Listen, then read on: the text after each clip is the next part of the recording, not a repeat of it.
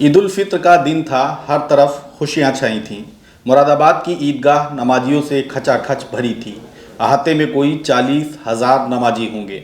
नमाज के वक्त एक पशु सामने आने से पैदा हुए विवाद को लेकर पुलिस और प्रांतीय सशस्त्र कांस्टेबुलरी यानी पीएसी ने नमाजियों पर अंधाधुंध फायरिंग कर दी, जिसमें करीब 300 नमाजी मारे गए। मौतों का वास्तविक आंकड़ा कहीं अधिक बताया जा रहा है। घटना की तारीख 13 अगस्त 1980 है। आज से ठीक 42 साल पहले तब बिहार के गया से सांसद शहाबुद्दीन ने इसे आज़ाद भारत का जलियांवाला बाग हत्याकांड कहा था। जलियांवाला बाग हत्याकांड 13 अप्रैल 1919 को हुआ। क्रांतिकारी रोलेट एक्ट के विरोध में अमृतसर में स्वर्ण मंदिर के पास जलियांवाला बाग में सभा कर रहे थे। जनरल डायर ने इन पर गोलियां चलवा दी, जिसमें करीब 400 क्रांतिकारी शहीद हो गए थे। वो बैसाखी का दिन था। बैसाखी तीज है, जिसे देश में हर्षोल्लास के साथ मनाया जाता है, ठीक वैसे जैसे ईद। वही तारीख आज़ाद भारत के मुरादाबाद में 1980 में दोहराई गई थी। जवाहरलाल नेहरू यूनिवर्सिटी जेएनयू के रिसर्च स्कॉलर शर्जील इमाम और साकिब सलीम ने इस नरसंहार को लेकर 2017 में एक आर्टिकल लिखा था, जिसमें जलियांवाला बाग और मुरादाबाद नरसंहार में कुछ समानताएं बताई थी। ये वही शर्जील इमाम हैं जो CAA NRC प्रोटेस्ट के दौरान जेल गए थे और बाद में दिल्ली दंगों के आरोपों का सामना कर रहे हैं। शर्जील और साकिब की रिसर्च के मुताबिक दोनों ही मामलों में पीड़ितों पर गोली चलाई गई, उन्हें बंद स्थानों तक सीमित रखा गया, उनके भागने के सभी रास्ते बंद कर दिए गए थे। भाजपा नेता और पूर्व विदेश मंत्री MJ अकबर तब एक तेज तर्रार युवा पत्रकार हुआ करते थे। उन्होंने मुरादाबाद जनसंहार को लेकर दंगों के बाद दंगा किताब लिखी है। अकबर ने लिखा, PSC ने ईद की नमाज के वक्त करीब 40,000 मुसलमानों पर गोलियां चला दी थीं।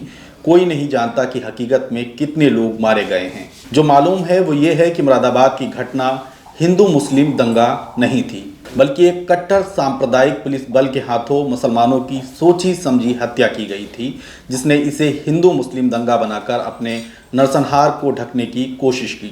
MJ अकबर ने किताब में कहा, ईदगाह पर गोलीबारी के बाद पुलिस पर हमला नहीं किया गया था। ईदगाह से 5 किलोमीटर की दूरी पर एक चौकी है, मुसलमानों ने उस पर हमला कर दिया।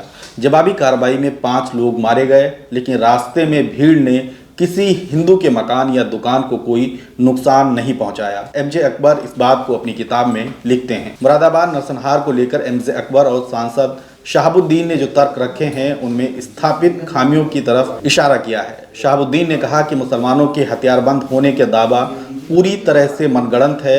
इसे ऐसे समझिए, ईदगाह में हथियार आते ही नहीं दिखे, कोई खर्च किए गए कारतूस बरामद नहीं हुए, किसी भी पुलिसकर्मी को गोली या चोटें नहीं आई थीं। ईदगाह के सामने किसी भी इमारत पर गोलियों के निशान नहीं पाए गए थे। अगर उकसाने वाले हथियार बंद थे तो उन्हें पिटाई क्यों करनी चाहिए थी। रिसर्चर साकिब और शर्जील अपने लेख में कहते हैं कि मुरादाबाद नरसंहार पुलिस की बर्बरता का मामला था।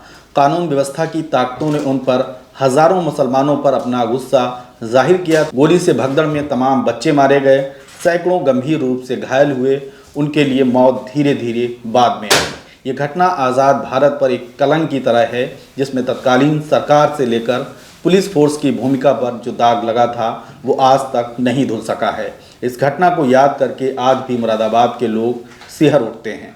नमस्कार दोस्तों, मैं हूं आपका दोस्त विनोद राठौड़ और मैं आने जा रहा हूं 15 अगस्त 2022। जी हां, 75वीं सालगिरह आजादी की आपसे मुलाकात करने, आपसे बात करने के लिए शुक्रिया हमारे द लीडर हिंदी वालों का, जिन्होंने ये मौका मुझे दिया है।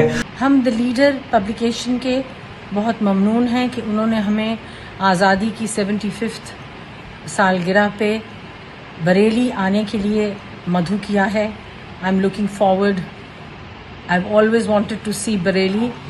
दोस्तों, मैं हूं इस्माइल दरबार। मेरे लिए आज़ादी की 75वीं सालगिरह बहुत ख़ास होने जा रही है। द लीडर हिंदी ने इस अहम दिन को बरेली वालों के बीच रहकर गुजारने का मौका दिया है। आज़ादी का जश्न आपके साथ मनेगा। हाय एवरीवन, मैं हूं जसलीन मथारू। द लीडर हिंदी खरी बात मजबूती के साथ बहुत खुश हूं मैं कि पहली बार झुमके सुर में जरी मांझे के शहर मैं आ रही हूं। द लीडर हिंदी की मैं शुक्रगुजार हूं कि इस डिजिटल मीडिया प्लेटफॉर्म ने ऐतिहासिक शहर में और वो भी आजादी के 75th सालगिरह पर बुलाकर मुझे बरेली वालों से करीब और मुखातिब होने का मौका दिया है।